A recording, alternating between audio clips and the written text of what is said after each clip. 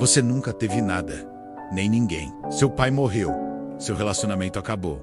Aquela amizade de infância virou silêncio. O emprego dos sonhos te chutou. E não importa o quanto você tente se agarrar às coisas, tudo vai embora.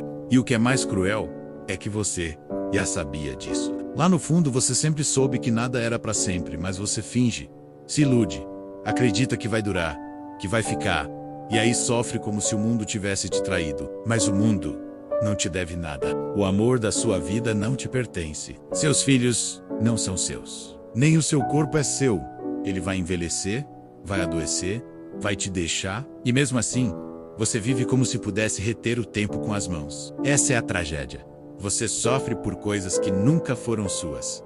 Quem diz isso não sou eu. É Buda, é Lao Tse, é Epicteto. É a história inteira da humanidade tentando gritar para você. Solta. Porque segurar é que te destrói. A sua dor não vem da perda. Vem da ilusão de que você tinha algo a perder. Quantas pessoas você conhece que foram engolidas pelo luto e pelo apego? Quantas desmoronaram quando o outro foi embora porque construíram sua existência em cima do outro? Isso não é amor, é prisão. E o pior, a gente aprende a viver assim. Você é ensinado desde cedo a querer, a desejar, a conquistar, a segurar. Mas ninguém te ensina a abrir mão, a deixar ir, a aceitar o fim. Só que não existe começo que não carregue o fim no ventre. Tudo que nasce já tá morrendo. Apegue-se a nada e ninguém poderá te destruir, escreveu Lao Tzu. Esse vídeo não é sobre se tornar frio nem insensível. É sobre liberdade, a única verdadeira. A de não precisar manter nada para ser inteiro. Se você já perdeu algo que te rasgou por dentro, você precisa assistir a isso até o final. Você vai morrer. E tudo que você chama de seu vai continuar existindo sem você. Seu parceiro vai seguir a vida. Seu dinheiro vai mudar de dono. Suas roupas vão apodrecer num armário ou acabar num brechó. Seus filhos talvez nem visitem seu túmulo. Seu nome vai ser esquecido. E mesmo assim, você vive como se fosse o dono do mundo, como se pudesse garantir alguma coisa, como se a posse fosse real. Mas a posse é uma ficção, um teatro psicológico, uma invenção coletiva que só funciona até a realidade intervir. Siddhartha Gautama, o Buda, disse que o sofrimento humano não vem da dor em si, mas do desejo de controlar aquilo que, por natureza, escapa. A palavra que ele usou foi tânia, sede, apego, essa compulsão invisível que transforma cada experiência em algo que queremos reter. E por isso sofremos. Porque o mundo não foi feito para ficar. Tudo que nasce, morre. Tudo que se junta, se separa, escreveu o mestre Buda. O ego não aceita isso. Ele quer eternidade, ele quer segurança. Ele quer dizer, isso é meu, isso vai durar, isso vai ficar comigo. Mas a realidade não reconhece contratos emocionais. Ela só reconhece a impermanência. Veja os casais que vivem como se o outro fosse uma propriedade. Minha mulher, meu marido. Veja a loucura por trás da frase. Se não for meu, não será de mais ninguém. Isso não é amor, é desespero. É medo de perder o que nunca foi seu. Até quando alguém diz minha filha, é um costume que revela essa obsessão pela posse.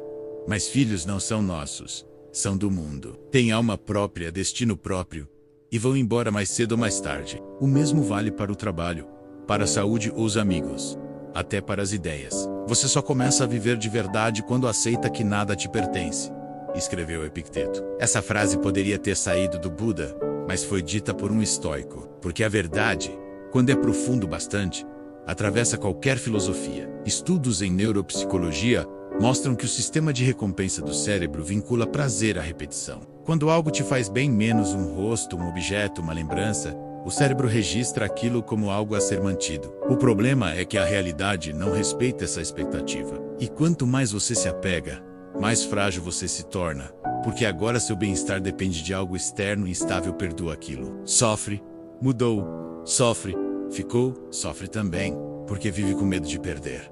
Você se acorrenta por dentro por escolha. Um pai perde o filho num acidente. Ele entra em luto, claro, mas o que o destrói não é só a ausência, é o apego. A ilusão de que o filho era dele, que estaria sempre ali, que morrer primeiro era trapaça. Essa dor explode porque colide com uma expectativa não verbalizada. Isso não devia acontecer, mas devia, porque acontece a todo instante. A tragédia não está no fim. A tragédia está em ter acreditado que o fim não viria. Buda dizia, o mundo está em chamas. Você o abraça e espera não se queimar. Isso é o apego. Abraçar o fogo e achar que ele vai te aquecer, não consumir. Achar que a flor vai durar intacta, que o momento vai se congelar, que a presença vai se eternizar. Tudo isso é ignorância disfarçada de romantismo. Quando dizemos que nada é seu, não é para te desanimar, é para te libertar. Você não precisa mais sofrer tentando manter o que não pode ser mantido. Não precisa se destruir com ciúmes, com controle, com ansiedade de retenção. Você pode amar de verdade, só quando não tenta possuir. O amor que quer reter, aprisiona. O amor que sabe soltar, floresce. E não se trata de virar cínico ou indiferente. Trata-se de olhar nos olhos da realidade e dizer: eu aceito. Aceito que tudo é de passagem. Aceito que eu não tenho nada. E por isso mesmo, tudo me toca mais profundamente. Tudo que você ama vai mudar.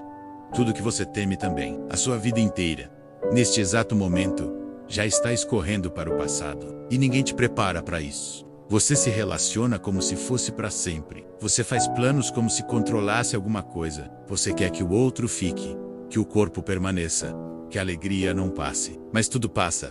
Lao Tse avisou. O que é duro e rígido pertence à morte. O que é flexível e suave pertence à vida. Quanto mais você tenta travar a vida, mais ela te quebra. Tem gente que passa a vida inteira tentando manter algo vivo que já morreu. Um casamento fracassado, um sonho adolescente, uma versão de si mesmo que não existe mais. Mas a realidade não espera você aceitar. Ela muda mesmo assim. E quanto mais você resiste, mais você sofre. Não existe estabilidade, só existe fluxo. O tal, como dizia Lao Tse, não é algo que se controla, é algo que se acompanha. O sábio não luta contra a correnteza, ele se move com ela. Por que isso importa? Porque todo o sofrimento que você conhece nasce de um conflito entre a realidade e a expectativa. Você quer que algo dure, mas ele não dura. Você quer que o outro fique, mas ele vai. Você quer que o momento perfeito se repita, mas ele não volta. A tristeza vem da tentativa de reter o que está destinado a partir, escreveu Zhuangzi. Zhuangzi levou isso até o osso. Quando a esposa dele morreu, ele não chorou. Bateu um tambor, dançou e disse: antes ela não existia. Agora voltou ao mesmo lugar. Por que chorar?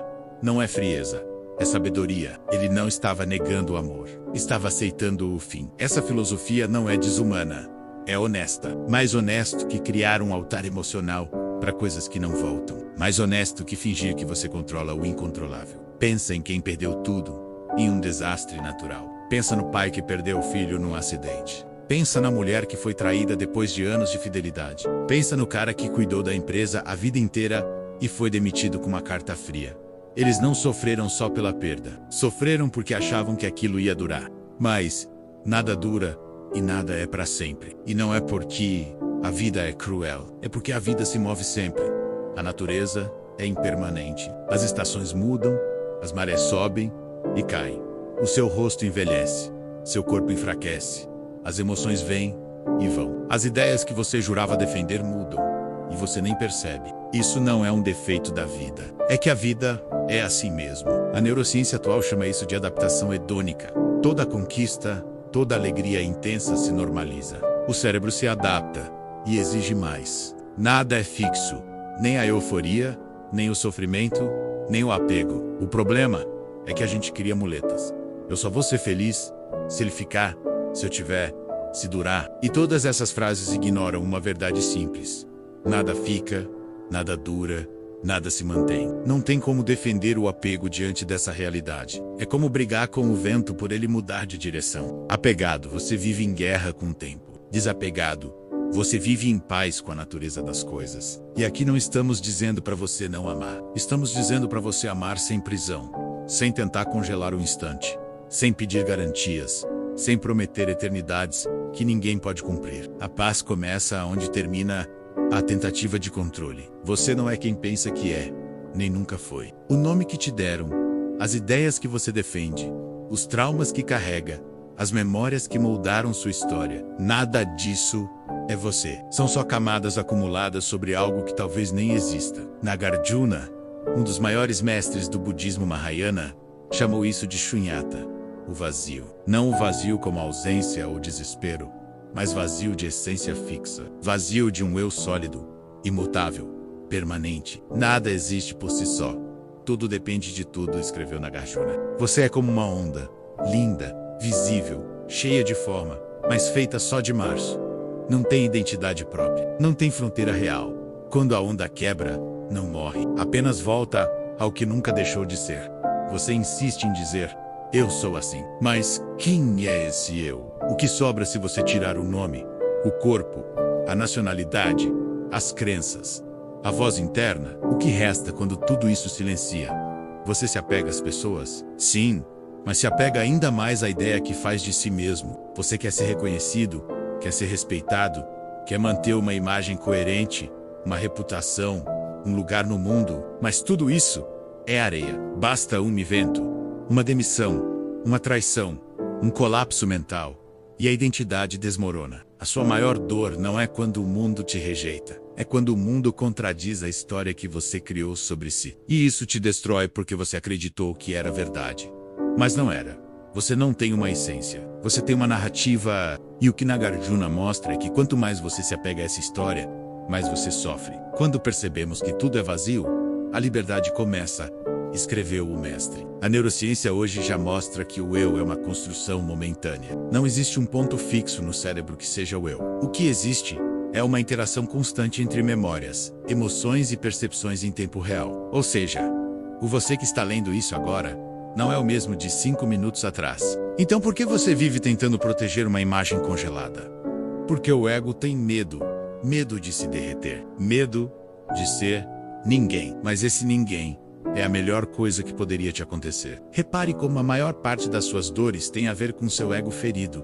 Não me deram o valor que eu merecia. Me humilharam. Me trocaram por outra pessoa.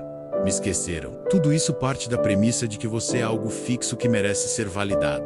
Mas se esse eu é uma ilusão, então não há nada a proteger. E se não há nada a proteger, não há nada que possa te ferir. Essa é a ideia revolucionária. Não é sobre virar um robô sem emoções. É sobre parar de viver em função de uma identidade que nem é sua. Zhuangzi, em uma de suas histórias mais enigmáticas, diz que certa vez sonhou que era uma borboleta e quando acordou, não sabia se era um homem que sonhou ser borboleta ou uma borboleta sonhando que era homem. Isso não é brincadeira, Zen. É uma verdade profunda. A identidade é instável. A separação entre eu e o mundo é uma ilusão. E toda vez que você diz isso é meu, está falando de dentro dessa ilusão.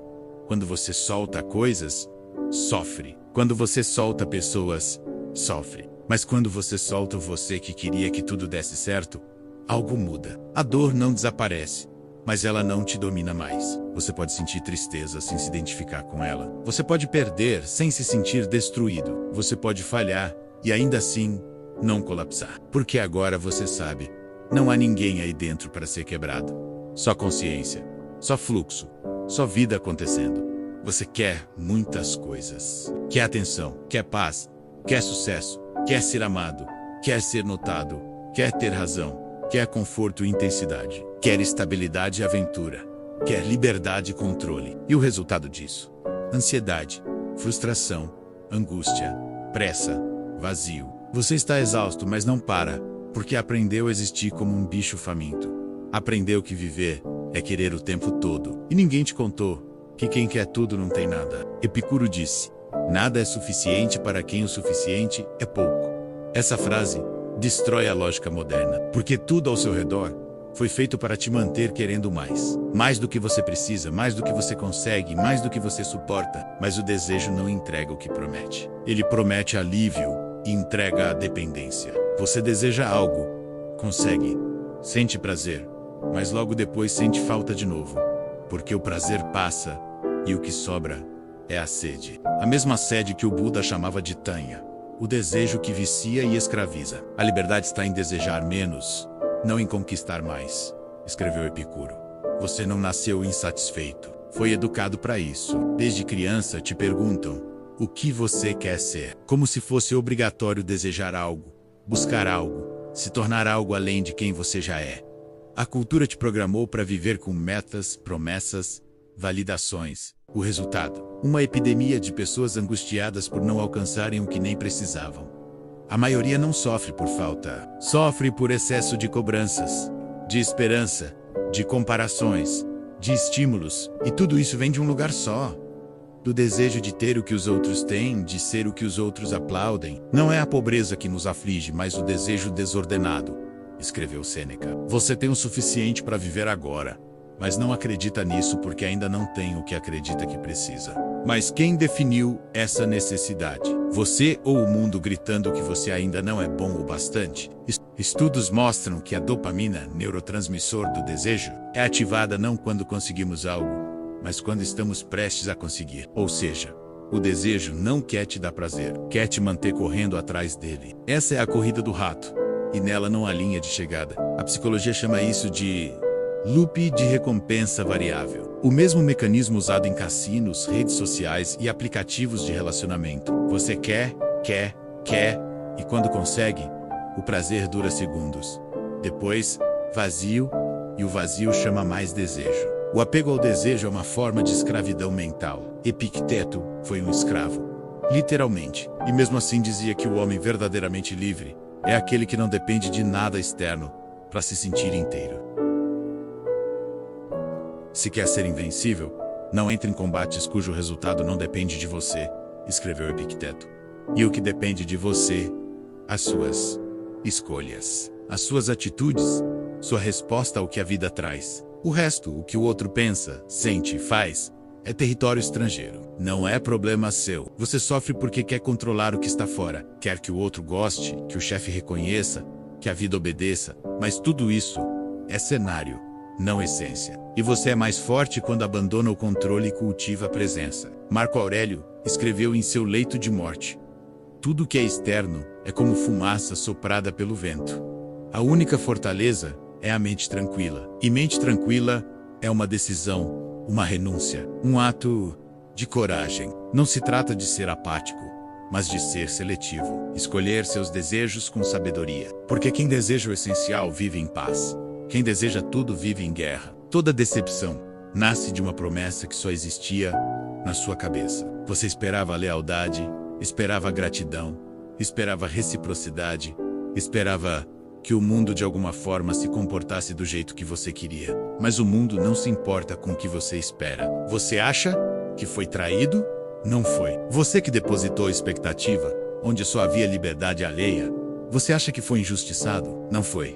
Você que esperava a justiça de um sistema que nunca prometeu justiça. Você acha que foi abandonado? Não foi. Só esqueceu que ninguém é obrigado a te escolher. Suspender o juízo é suspender o sofrimento, escreveu Pirro de Elis. Pirro não era cínico, era radicalmente lúcido. Ele dizia: o problema não é a realidade. O problema é o julgamento que você faz sobre ela. Você sofre porque acredita que as coisas deveriam ser diferentes. Mas por quê? Quem te prometeu isso? A verdade é cruel, mas libertadora. Nada te é garantido. Nada é certo. Nada te é devido. Quando você espera algo de alguém, você está dizendo: me responda do jeito que eu defini como certo. Quando você espera do mundo, você está impondo uma ordem que ele nunca aceitou. E quando a vida falha em atender essa ordem, você desaba. Mas a falha não é da vida. É do seu projeto de controle. Você sofre por exigências invisíveis que nem sabia que fez. Se você quer evitar sofrimento, diminua as expectativas. Melhor ainda, elimine-as, escreveu Marco Aurélio. A psicologia comportamental tem um nome para isso: viés da expectativa positiva. É a tendência humana de acreditar que o futuro será como desejamos, mesmo sem evidência. Isso cria uma ilusão de controle. E quando a realidade foge desse roteiro interno, o colapso emocional é inevitável. Mas o antídoto existe: a neutralidade. Ser neutro não é frieza, é maturidade emocional. É o que os estoicos chamavam de apatia, não no sentido de apatia, mas de não ser refém das reações emocionais diante do que está fora do nosso poder. Não espere que o mundo te entenda. Entenda o mundo, escreveu o estoico Epicteto. Você não precisa que te respondam como você espera. Você não precisa que a vida te trate com justiça. Você não precisa que o outro te devolva o que você deu. Você só precisa soltar o contrato invisível que escreveu com o universo. E quando você faz isso, algo acontece. Você para de julgar tudo como certo ou errado. Você para de exigir. Você começa a ver as coisas como elas são, não como deveriam ser. E o resultado disso é a verdadeira paz. A paz que vem de não depender. A paz que vem de não cobrar. A paz que vem de não esperar. Você passou os últimos minutos encarando verdades que a maioria das pessoas passa a vida inteira evitando. Verdades desconfortáveis, doloridas, libertadoras. E se chegou até aqui, é porque algo em você já está mudando. Talvez você tenha sentido uma pontada de angústia ou um silêncio interno. Talvez algo tenha feito mais sentido agora do que em anos de conselhos vazios. Seja o que for, você está no caminho. Esse canal existe para isso: abrir brechas na ilusão, sacudir sua mente e tirar você do piloto automático. E se isso te tocou de verdade, se essa mensagem ressoou em algum lugar dentro de você, então essa troca já aconteceu. Se quiser ir além, se quiser retribuir, visite nosso site para nos apoiar. O link ficará fixado na descrição. Se não quiser visitar nosso site, existem formas simples que fazem toda a diferença. Inscreva-se no canal. Isso ajuda a manter este conteúdo vivo, forte, cada vez mais profundo. Mas se tudo que você puder fazer hoje for comentar e compartilhar esse vídeo com alguém que precisa ouvir isso, nossa equipe ficará muito grata. Obrigado por estar aqui, de verdade. Nos vemos no próximo vídeo.